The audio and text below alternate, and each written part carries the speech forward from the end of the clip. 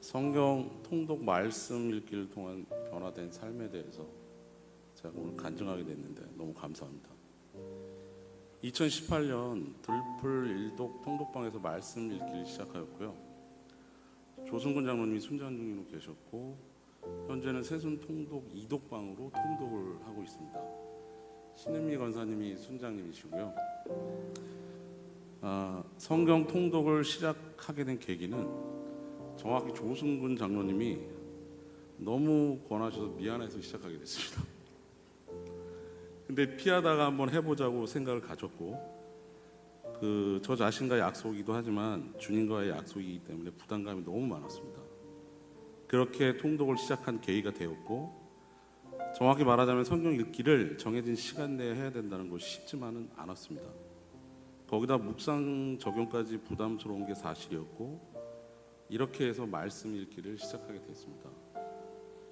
성경 통독의 과정은 그렇게 일독을 시작하면서 말씀을 읽기보다는 듣는 쪽으로 시작하였고, 보기보다는 듣는 게 편하고 어찌되었든 일독은 그래도 제대로 끝내야 되지 않을까 하는 마음이었는데, 조금 힘들어서, 아니 많이 힘들어서 말씀 읽기 완료 쪽에 의미를 두면서 들은 것 같습니다.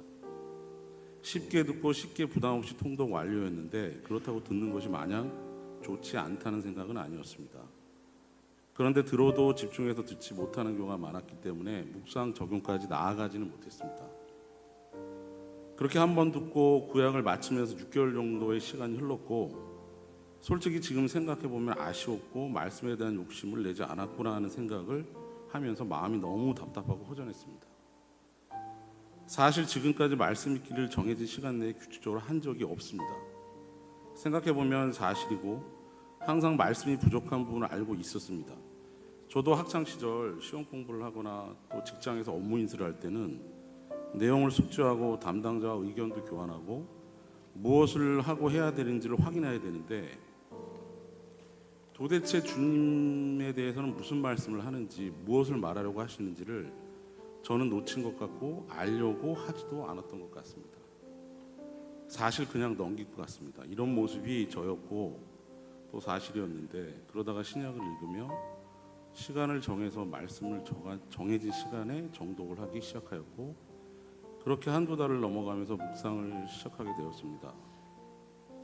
그렇게 저도 모르게 이 시간이 너무 좋아졌고, 처음 시작할 때는 묵상에 대한 생각은 부담이었다고 말하는 게 솔직한 심정이었습니다.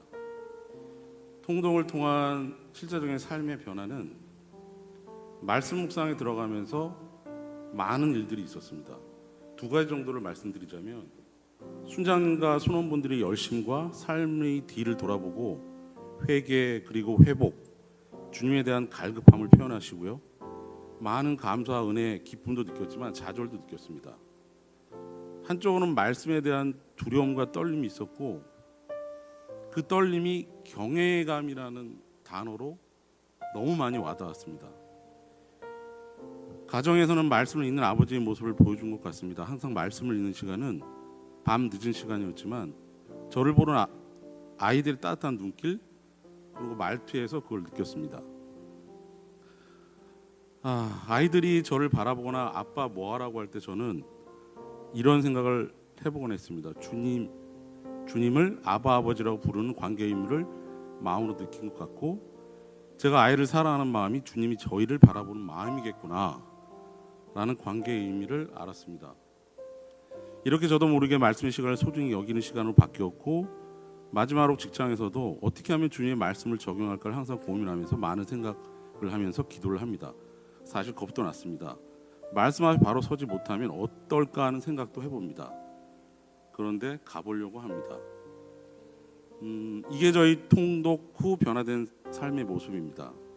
통독을 하시는 모든 순원분들이 마음일 거라고 생각하고, 모든 통독방 순원들 그리고 말씀과 씨름하시면서 열심히 애쓰시는 순장님 너무 감사하고요.